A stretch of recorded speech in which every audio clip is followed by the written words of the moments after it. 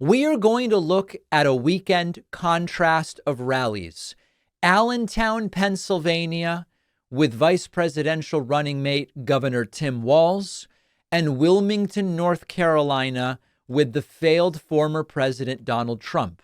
One of the most notable differences between the two rallies was the positive vision that was elucidated by Tim Walz in Allentown, Pennsylvania, in contrast to the dystopian and apocalyptic vision outlined by Donald Trump in Wilmington, North Carolina.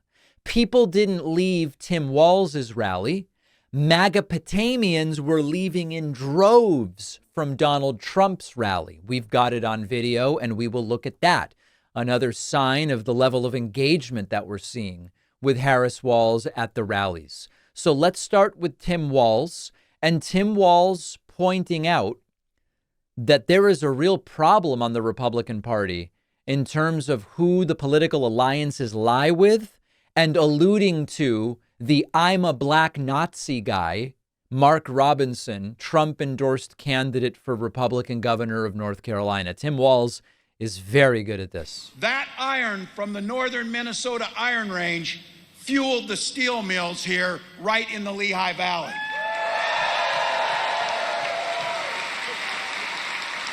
Together, it was our people that built the tanks that won World War II and freed the world from Nazi oppression.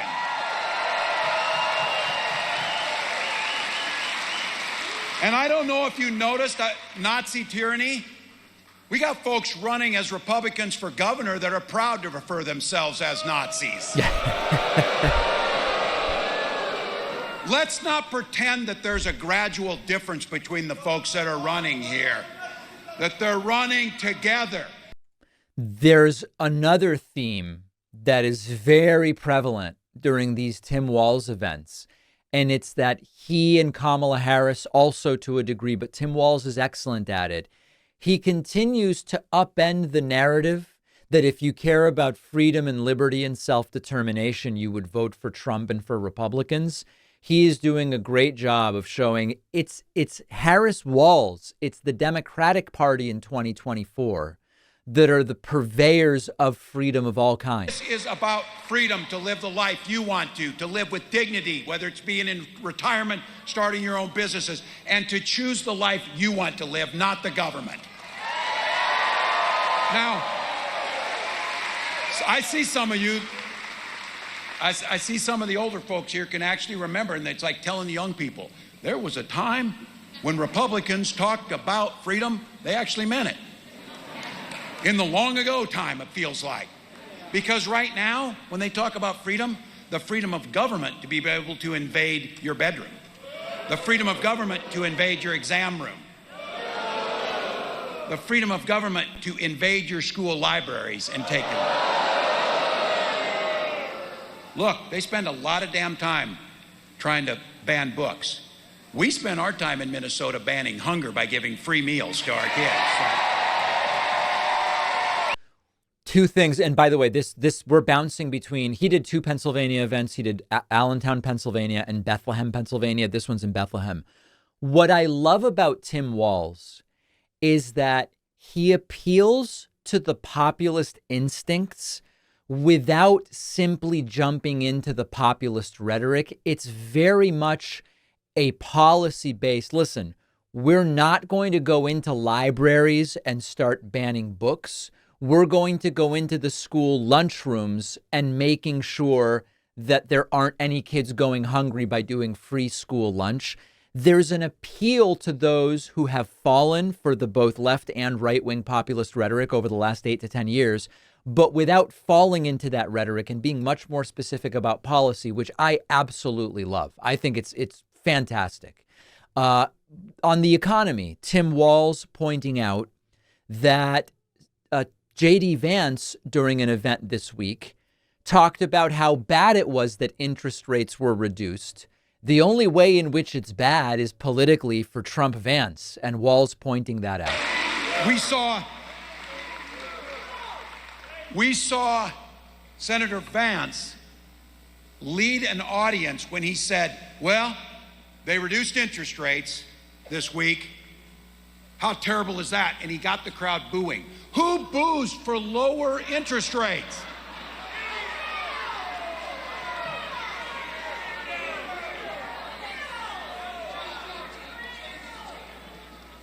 Venture capitalists, apparently. This is really good stuff. Now, of course, I will be the first to acknowledge that objectively, it's not always true that lower interest rates are, quote, better. But the Fed and its 12 regional chair people evaluated the state of the economy and said this would be an appropriate time to lower rates. Lower interest rates will help those who have 401ks, as lower rates on average help the stock market. Lower interest rates will lower the rate of mortgages, which will make the home purchase that you may have been waiting to do less expensive. Although in some markets, lower interest rates can push prices up. So you have to always, it's a balance. It's always a balancing act. But what Tim Walz is getting at is accurate, which is there's no evaluation of what the economy needs when Trump and Vance and Fox News bemoan the lowering of interest rates. It's simply a political calculation. It seems like it'll be bad for Trump Vance because the lower rates often push the stock market up because that's all they care about. How can they win? Tim Walz spoke about mass shootings as well. Just be clear. Kamala Harris and I, we believe in the American people. We believe there's nothing we can't accomplish together. Donald Trump and J.D. Vance, we just can't figure it out. Well, then how the hell did every other country figure it out in the world? How did they all figure it out? Because I don't believe they love their children any more than us. I believe they love their children just like us. But they have figured out ways to strike a reasonable balance. Things like we did in Minnesota to have enhanced background checks and red flag laws to get guns out of there, to make a difference. Often considered that campaigning nationally on gun safety is not a good idea, but Tim Walz, as a hunter, seems to have found an effective way to do it. And then finally, Tim Walz wrapping up in Bethlehem, explaining that a win for Kamala Harris will be the breaking of a glass ceiling of never having had a female president in the United States. 45 days to bring joy back to our politics. 45 days to say we are not satisfied with putting cracks in the glass ceiling. We're pushing President Harris through the glass. So an excellent, engaging, rife with policy set of speeches by Tim Walz in Allentown, Pennsylvania, and in Bethlehem, Pennsylvania. That was one thing we saw this weekend. Let's now compare and contrast it to what the Republican candidate was up to. I love my Helix sleep mattress. I've been sleeping on Helix mattresses for years now, which is why I asked them to be a sponsor. You actually take their famous sleep quiz, takes just a few minutes to answer questions about your sleep preferences, body type, sleep position, whether you have back pain, and Helix will match you with a mattress that's perfect for you, which is really unique and helpful because a lot of people don't know where to start when buying a mattress. I certainly didn't.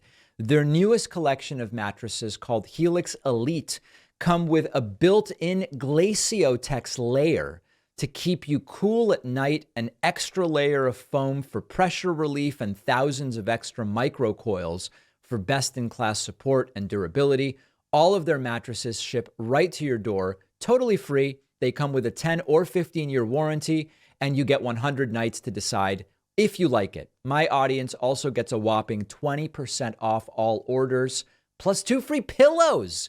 Go to helixsleep.com/Pacman and enter code HelixPartner20 at checkout. The link is down below.